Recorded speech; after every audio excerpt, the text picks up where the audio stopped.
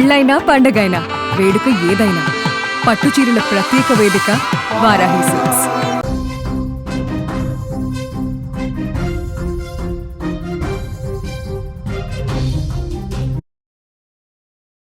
ఇప్పుడు తమిళనాడులో విజయ్ పోటీ చేసి గెలిచి ఆ తర్వాత రాజీనామా చేసినటువంటి స్థానం తిరుచి ఈస్ట్ మీద ఇప్పుడు తమిళనాడు రాజకీయాలన్నీ కూడా కేంద్రీకృతమే. ఎందుకంటే విజయ్ 2 చోట్ల పోటీ చేశారు, పెరంబూరు, తిరుచి ఈస్ట్లో పోటీ చేశారు. 2 చోట్ల కూడా ఆయన ఎమ్మెల్యేగా గెలుపొందారు.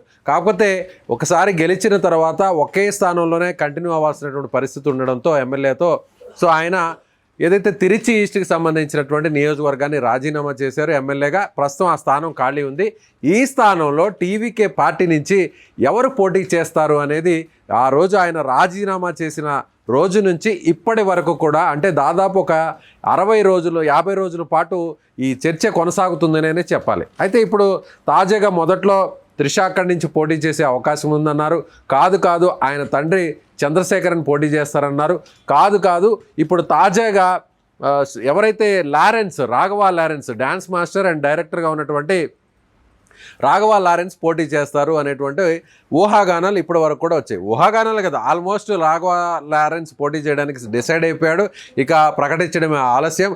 ఏదైతే బై ఎలక్షన్కి సంబంధించినటువంటి షెడ్యూల్ ఎప్పుడైతే రిలీజ్ అవుతుందో, రిలీజ్ అయిన తర్వాత లారెన్స్ పేరును అఫీషియల్గా ప్రకటించబోతున్నారు అన్నట్టుగా తమిళనాడు మీడియాలో, అలాగే ముఖ్యంగా నేషనల్ మీడియా అంతా కూడా ఈ వార్తల్ని వడ్డించింది. సో అందరూ ఆల్మోస్ట్ టీవీకే పార్టీకి సంబంధించి కూడా దీన్ని ఎవరు కూడా ఖండించలేదు. అదేవిధంగా లారెన్స్ కూడా నేను విజయ్కి సంబంధించి ఆయన అద్భుతమైనటువంటి పాలన అందిస్తున్నారు, ఆయన సినిమాల నుంచి వచ్చినప్పటికీ కూడా ఒక ప్రజానాయకుడిగా ఆయన ప్రజా పరిపాలన అందించబోతున్నారు అంటూ కూడా రాఘవ లారెన్స్ అన్ని కూడా ఈ ఊహాగానాల్ని అలాగే ఈ కథనాలన్నిటి కూడా బలపరుస్తూ ఆయన కూడా ఒక ఓపెన్ స్టేట్మెంట్ ఇచ్చారు. ఆయన కూడా సోషల్ మీడియాలో ఆయన ఒక వీడియోని కూడా రిలీజ్ చేశారు.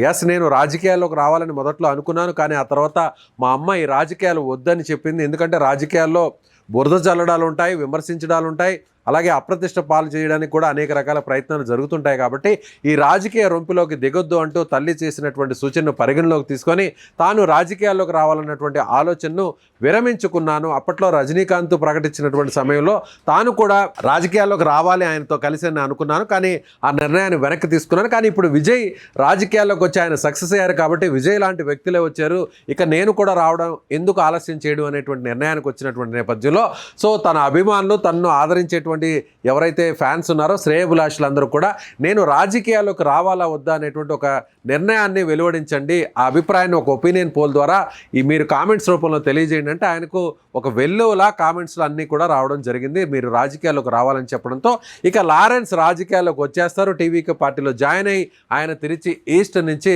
ఉప ఎన్నికల్లో పోటీ చేస్తారు అని దాదాపుగా అందరూ అనుకున్నారు. కానీ ఇవాళ ఇచ్చినటువంటి ట్విస్ట్ ఏంటంటే రాఘవ లారెన్స్ ఒక ప్రకటన చేశారు.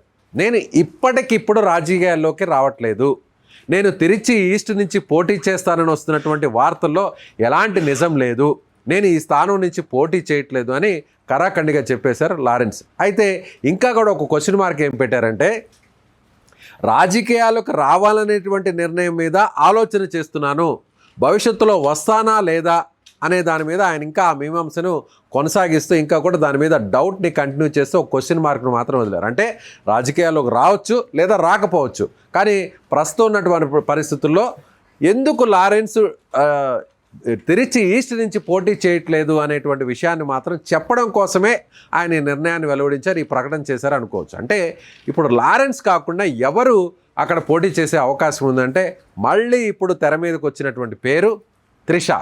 ఎందుకంటే త్రిష విజయ్కు అత్యంత ఆప్తురాలుగా ఉన్నారు, సన్నిహితురాలుగా ఉన్నారు, ఆయనతో కలిసి ఆమె సినిమా హీరోయిన్గా కూడా నటించారు. ఇప్పుడు ప్రస్తుతం ఆమె ఇద్దరు కూడా సహజీవనం చేస్తున్నారు అనేటువంటి విధంగా కూడా అందరికీ తెలిసినటువంటి విషయమే. అలాగే విజయ్ తన భార్యకు విడాకులు ఇవ్వడానికి కూడా డిసైడ్ అయ్యారు. ఇప్పటికే భార్యతో కూడా దూరంగా ఉన్నారు కాబట్టి ఆమె కూడా విడాకుల కోసం కోర్టులో కూడా విజయ్కి సంబంధించినటువంటి ఆస్తుల వ్యవహారం మీద వీటి మీద అంతా కూడా ఇప్పటికే ఆమె కోర్టులో ఫైట్ చేస్తుంది. ఆ కేసు కూడా ప్రస్తుతం రన్ అవుతున్నటువంటి విషయం తెలిసిందే. అలాగే విజయ్ రాజకీయ పార్టీ పెట్టిన తర్వాత త్రిష ఎప్పుడైతే తన భార్య అంటే విజయ్ త్రిషతో ఒక సహజీవనం చేస్తున్నారు, తనకు అన్యాయం చేస్తున్నారు, పెళ్లి చేసుకొని కూడా త్రిషతో కలిసి ఉంటున్నారు అనేటువంటి విషయాన్ని నేరుగా స్వయంగా విజయ్కి సంబంధించినటువంటి సతీమణి కోర్టులో ఆమె పిటిషన్ వేయడంతో ఈ అంశం తెర మీదకి వచ్చినటువంటి నేపథ్యంలో ఈ ఇద్దరు కూడా ఇక అఫీషియల్గా బయటకు వచ్చి రావడం అనేది కూడా మొదలుపెట్టారు. అది ఎలా అంటే ఎన్నికలకు ముందే వీరిద్దరు కూడా కలిసి ఒకే కారులో ప్రయాణిస్తూ కారులో దిగి ఒక అఫీషియల్గా సినిమా వ్యక్తులకు సంబంధించినటువంటి ఒక ఫంక్షన్కి వెళ్ళడం జరిగింది, వేదిక మీదకు వెళ్ళడం జరిగింది. ఇద్దరు కూడా ఫోటోలకు ఫోజులు ఇవ్వడం కూడా జరిగింది.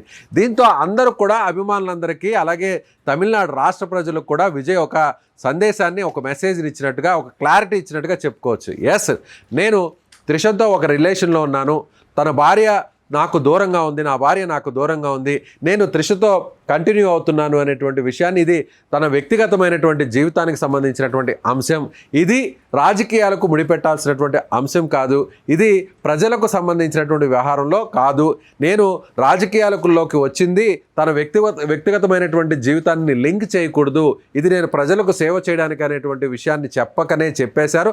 ఆ క్లారిటీని ఇవ్వడం కోసమే ఆయన ఎన్నికలకు ముందే త్రిషతో కలిసి అఫీషియల్గా కారులో దిగి ఆ ఫంక్షన్కి అటెండ్ అయ్యారు. అక్కడ తమిళనాడు ప్రజలు, విజయ్ ఫ్యాన్స్, మహిళలు అలాగే అందరూ యూత్ అందరూ కూడా విజయ్ తీసుకున్నటువంటి నిర్ణయాన్ని, విజయ్ ఇచ్చినటువంటి క్లారిటీని వాళ్ళందరూ కూడా పాజిటివ్గా తీసుకొని అది విజయ్కు మైనస్ కాకుండా ఆయన ఎన్నికల్లో కూడా ఇది ఆయన్ను స్వాగతించారు. ఆల్రెడీ ఆయనకు ఓట్లు కూడా ఏ విధంగా వేశారో తెలుసా. ఇప్పుడు ప్రస్తుతం ఆయన పార్టీ గెలిచింది, ఇప్పుడు ప్రస్తుతం ఆయన ముఖ్యమంత్రి అయినటువంటి విషయం కూడా తెలిసిందే. తమిళనాడు రాజకీయాల్లో ఈ సాంప్రదాయం అనేది కొనసాగుతుంది, ఈ ఆనవాయితీ అనేది కొనసాగుతుంది. ఆల్రెడీ అన్నాడీఎంకే పార్టీలో ఉన్నటువంటి ఎంజీఆర్ నెంబర్ 1 హీరోగా ఉన్నటువంటి విషయం తెలిసిందే. ఆయన కూడా పార్టీని పెట్టారు, డిఎంకే పార్టీని వీడి ఆ తర్వాత అన్నాడీఎంకే పార్టీని పెట్టారు. ఆయన కూడా సీఎం అయ్యారు. ఆయన కూడా భార్య ఉండగానే ఆల్రెడీ ఆయన కలిసి నటించినటువంటి అనేక సినిమాల్లో కలిసి నటించినటువంటి సాన్నిహిత్యం కలిగి ఉండి అత్యంత సన్నిహితురాలుగా మెలుగుతున్నటువంటి రిలేషన్లో ఉన్నటువంటి జయలలితను ఆయన పార్టీలో జాయిన్ చేసుకోవడం, ఆయన మరణం తర్వాత జయలలిత ముఖ్యమంత్రి అవడం, ఆ తర్వాత అన్నాడీఎంకే పార్టీని అంతా కూడా ఆమె కొన్ని దశాబ్దాల పాటు నడిపినటువంటి పరిస్థితి మనకు తెలిసిందే. సో ఇప్పుడు ఎంజీఆర్ జయలలిత కాంబినేషన్నే ఇక్కడ కూడా ఇప్పుడు ఈ జనరేషన్లో ఉన్నటువంటి జంజీ బ్యాచ్ కూడా, సో ఇప్పుడు విజయ్ అండ్ త్రిష కాంబినేషన్ కూడా అదేవిధంగా పాజిటివ్గా తీసుకున్నారు, రిసీవ్ చేసుకున్నారు. సో అక్కడ అన్నాడీఎంకే పార్టీలో ఎంజీఆర్ తర్వాత ఎలా జయలలిత మొత్తం తానే వ్యవహరించారో, ఇక్కడ టీవీకే పార్టీలో కూడా విజయ్ తర్వాత త్రిష అన్నీ తానే వ్యవహరిస్తున్నారు అనేటువంటి ఒక మెసేజ్ పబ్లిక్లోకి, పార్టీ క్యాడర్లోకి చాలా బలంగా వెళ్ళింది. కానీ ఎక్కడా కూడా అఫీషియల్గా పార్టీకి సంబంధించినటువంటి అధికారిక కార్యక్రమాల్లో త్రిష పాల్గొనలేదు. కానీ విజయ్ ఎన్నికలు జరిగేటువంటి సమయంలో, ఎన్నికల ఫలితాలు లెక్కింపు జరిగేటువంటి సమయంలో సరిగ్గా అదే రోజు త్రిష పుట్టినరోజు రావడం జరిగింది. త్రిష నేరుగా తిరుమల దర్శనానికి రావడం జరిగింది. దర్శనానికి వచ్చిన తర్వాత ఆమె నేరుగా చెన్నైకి వెళ్ళడం జరిగింది. ఎక్కడైతే ఆమె ప్రత్యేకమైనటువంటి పూజలు నిర్వహించిందో, ఆ నిర్వహించిన తర్వాత చెన్నైకి వచ్చారో ఆ వెంటనే ఎన్నికల ఫలితాలు ఆల్మోస్ట్ ఒక క్లారిటీ వచ్చేసింది. విజయ్ గెలిచేసినటువంటి క్లారిటీ వచ్చింది. ఆ వెంటనే నేరుగా ఆమె విజయ్ ఇంటికి వెళ్ళడం, విజయ్కు కంగ్రాచులేషన్స్ చెప్పడం, ఇవన్నీ కూడా జరిగిపోయాయి. ఆ తర్వాత కూడా మళ్ళీ ఎవరైతే సినిమా రంగానికి సంబంధించినటువంటి మరొక హీరో అజిత్ ఉన్నారో, అజిత్ తల్లి చనిపోవడంతో మళ్ళీ వీళ్ళిద్దరూ ఒకే కారులో వచ్చి నేరుగా అజిత్ కుటుంబాన్ని, అజిత్ను పరామర్శించినటువంటి వ్యవహారం, ఆ విజువల్స్ అన్నీ కూడా సోషల్ మీడియాలో వైరల్ అయ్యాయి. సో అఫీషియల్గా విజయ్కి అన్నీ తానే అన్నట్టుగా, త్రిష అన్నట్టుగా ఒక మెసేజ్ అయితే క్యాడర్కు వెళ్ళిపోయింది, పబ్లిక్ కూడా వెళ్ళిపోయింది. కాబట్టి విజయ్ పోటీ చేసినటువంటి ఈ 2 స్థానాల్లో ఒక స్థానం ఖాళీ అయింది. విజయ్ను చూసే ఓట్లు వేశారు. కాబట్టి విజయ్కు సంబంధించినటువంటి ముఖ్యమైన వ్యక్తి, విజయ్ జీవితానికి సంబంధించినటువంటి వ్యక్తి, విజయ్కు ఆప్తురాలుగా ఉన్నటువంటి వ్యక్తి త్రిషనే అక్కడ పోటీ చేయించాలనేటువంటి డిమాండ్ పార్టీలో, పార్టీ క్యాడర్లో కూడా బలంగా వచ్చింది అనేటువంటి ఉద్దేశంతోనే ఇప్పుడు లారెన్స్ పేరును పక్కన పెట్టేసి మళ్ళీ త్రిషను తెర మీదకు తీసుకొచ్చారు అనేటువంటి ఒక అంశం ఇప్పుడు ప్రధానంగా పార్టీలో అంతర్గతంగా నడుస్తుంది. అయితే ఇప్పటికీ ఎక్కడా కూడా పార్టీకి సంబంధించినటువంటి కార్యక్రమాల్లో త్రిష పాల్గొనలేదు. విజయ్ ముఖ్యమంత్రి అయిన తర్వాత ఆయన మాత్రమే సొంత నిర్ణయాలు తీసుకుంటున్నారు. ఎక్కడ పార్టీ ఆఫీస్లో కానీ, లేదంటే ప్రభుత్వ ఏదైతే అడ్మినిస్ట్రేషన్ నడుస్తున్నటువంటి సచివాలయంలో కానీ, ఆయన క్యాబిన్లో కానీ ఎక్కడా కూడా త్రిష తారసపడలేదు. కానీ రీసెంట్గా జనవరి 22వ తారీఖున విజయ్కి సంబంధించినటువంటి బర్త్డే జరిగినటువంటి ఆ కార్యక్రమంలో త్రిష ఎక్కడ కూడా విష్ చేయకపోవడం, త్రిష ఎక్కడ కూడా పోస్ట్ పెట్టకపోవడం, అలాగే విజయ్తో ఉన్నటువంటి ట్విట్టర్లో ఆమె అన్ఫాలో చేయడం, ఇదంతా జరిగిన తర్వాత విజయ్కు త్రిషకు మధ్య ఒక పెద్ద అగాధం వచ్చేసింది. ఇద్దరు కూడా విడిపోతున్నారు, ఇద్దరు కూడా దూరం అయిపోతున్నారు అనేటువంటి ఒక పెద్ద వార్తా కథనాలు వడ్డించారు. సోషల్ మీడియాలో దీని మీద పెద్ద వైరల్ అయినటువంటి వార్తలన్నీ కూడా వైరల్గా మారినటువంటి పరిస్థితి.